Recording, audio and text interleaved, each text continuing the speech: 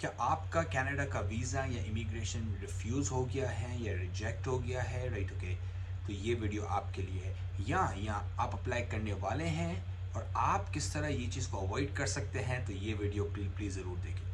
देखिए, ये चीज़ इंक्रीज़ होती जा रही है, rejections, right, like basically like not approvals, right, ये इंक्रीज़ होते जा रहे हैं कनाडा के वीज़ा के, इमिग्रेशन के, स्टडी परमिट्स के अराउंड।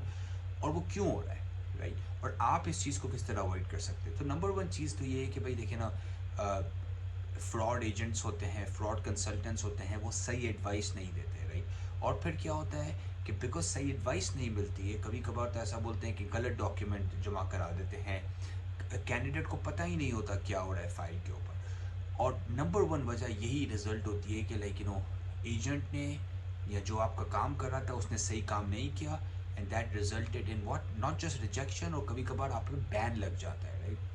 मैं आपको स्टोरी बताता हूँ एक बंदे की।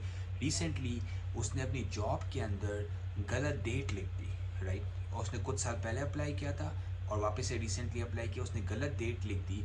गलत डेट लिखने की वजह से उसका बेसिकली उसको कनाडा से आने से बार कर दिया गया।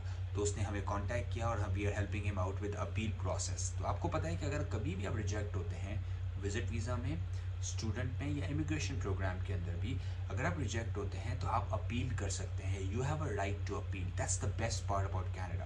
पर पहली तो बात ये कि भाई आप बताइए उस इस चीज़ इस लेवल तक पहुंचे ही नहीं ना, right? How you can avoid it, right?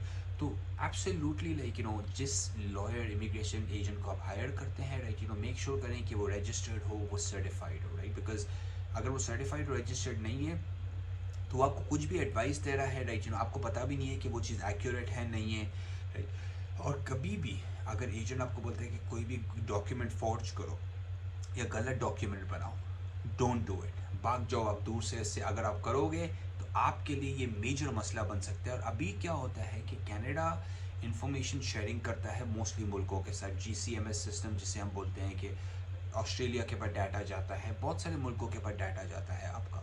तो अगर आपकी फ़ाइल के अंदर अगर ये है कि आपने फॉर्ज किए हैं डॉक्यूमेंट्स, आपने सिस्टम को गेम करने की कोशिश की है ना, तो बेसिकली क्रिमिनली, राइट, लेकिन आप अपने चांसेस जो हैं नॉट जस्ट कनाडा के ख़राब करें, आप ऑस्ट्रेलिया के, UK के, US के, मोस्टली यूरोपियन यूनियन के, मोस्टली डेवलप कंट्रीज़ के आप चांसेस ख़राब करें अपने, राइट? तो नंबर वन थिंग है इसके, कोई डॉक्यूमेंट को फॉर्ज नहीं करें।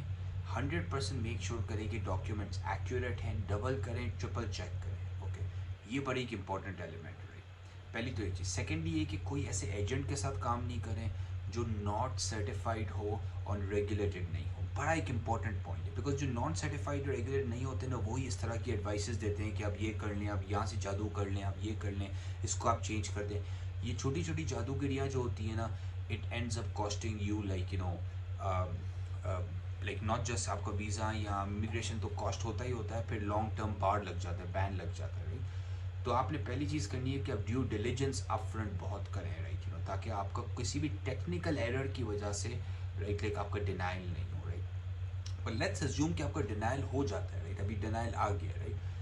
तो बेसिकली विजिटर वीज़ा और किसी भी जब डिनाइल आता है तो आप बेसिकली GCMS लेटर रिक्वेस्ट करते हैं, जिसके अंदर एग्जैक्टली लिखा होता है कि आपको डिनाई क्यों किया गया है, राइट? ओके, कभी ऑफिसर बोलता है कि भाई मुझे यकीन नहीं है कि ये बंदा फिर बात पे चला जाएगा, कभी ऑफिसर बोलता है कि मुझे यकीन नहीं है इसके पास इनफ पैसे हैं, कभी ऑफिसर बोलता है मुझे यकीन नहीं है कि लाइक कि he is a good fit to come in the country. तो वो रीजंस देते हैं, पर वो स्पेसिफिक रीजंस उस लेटर के अंदर होते हैं। और सिर्फ that's for your visitor temporary work permit, right? और जो PR के अंदर जो होता है, इमिग्रेशन के साइड पे ये होता है कि अगर आप लेट्स अज्यूम कि आपको रिजेक्ट कर दिया जाता है, तो आप जुडिशियल रिव्यू डाल सकते हैं फेडरल कोर्ट के थ्रू, और आप अपील कर सकते हैं डिसीजन को, राइट? और मैं तो हाईली रेकमेंड करूँगा, अगर आपका बेसिकली लाइक रिजेक्ट हुआ है या आपका इमिग्रेशन प्रोसेस डिनाई हुआ है, राइट, तो आप अपील करें। अब बहुत सारी बार जो है ना, लेकिन डिसीजंस ओवरटर्न कर दिए जाते हैं और लोगों को फिर आने मिलता है, राइट? पर ये उनके लिए भी इंपॉर्टेंट है जिनके डॉक्यूमेंट सही हों, आपकी इन्फॉर्मेशन एक्यूरेट हो। अगर आपने कोई ऐसा गलत काम किया है, फिर तो कोई बात ही नहीं है, कि आप पकड़े गए हैं, कि भाई आपने ये चीज़ गलत की है, और दिस इज़ लाइक आप this will cost you, right? पर अगर आपने कोई चीज़ गलत नहीं की है, आप कॉन्फिडेंट है कि आपके डॉक्यूमेंट्स अच्छे हैं, आप कॉन्फिडेंट है आपने सारा ड्यू डिलिजेंस किया, आप कॉन्फिडेंट है कि भाई सारी आपकी बेसिस प्रॉपर्ली कवर्ड थी, रही, तब डेफिनेटली आप है ना जुडिशियल रिव्यू के लिए डालें अपनी इमिग्रेशन के फाइल को। और जो temporary work permit like visas है उसके अराउंड आप जो है ना अपील की प्रोसेस डालें। दोनों केसेस के अंदर लाइक मैं 100% हाईली रेकमेंड करूँ कि आप चैलेंज करें डिसीजन को, स्पेशली अगर आपका नहीं हुआ है कनाडा के अंदर। So that's number one thing, right. अब इसके अलावा जो है ना हमेशा आपको याद रखना चाहिए कि 99% जो अपील्स और रिजेक्शंस होते हैं, मैं टेक्निकल ग्राउंड्स की बात कर रहा हूँ, 99% वो होते हैं एजेंट की मिस्टेक्स की वजह से या रॉन्ग एडवाइस की वजह से, राइट। ओके, बहुत कम ऐसा होता है, पर लोग भी खुद भी फोर्ज करते हैं, गलत डॉक्यूमेंट्स बनाते हैं, डेट्स को इधर उधर बदली करते हैं, वर्क एक्सपीरियंस बढ़ा देते हैं, घटा देते हैं।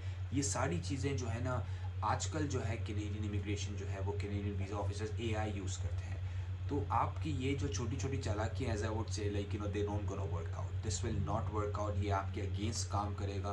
तो आप कोशिश करें कि ये चीज़ों को कम्प्लीटली अवॉइड करें और डबल ट्रिपल ड्यू डिलिजेंस करें आप खुद के लिए, टू मेक श्योर कि आप जो काम कर रहे हैं, राइट, वो प्रॉपर है, लिजिट है। और इसी वजह से हम रेकमेंड करते हैं जब आप प्रॉपर लॉयर के साथ काम करते हैं जो सर्टिफाइड है, रेगुलेटेड है, राइट, वो मेक श्योर करता है कि आपने कोई ऐसी डॉक्यूमेंट ही सबमिट नहीं करवाया है जो ये आपके लिए चैलेंज या प्रॉब्लम बना सकता है।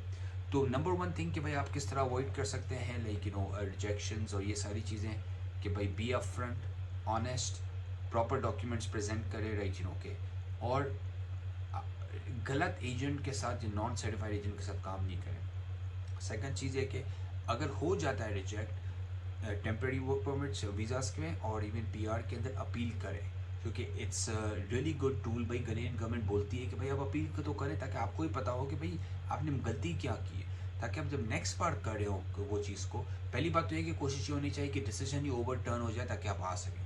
पर लेट्स अज्यूम कि अगर उस टाइम पे नहीं होती तो आपको समझ में तो आए कि भाई आपको डिनाई क्यों किया गया, ताकि आप जब नेक्स्ट टाइम अप्लाई करें ताकि आपके बेटर शॉट्स हों, right, to get into Canada.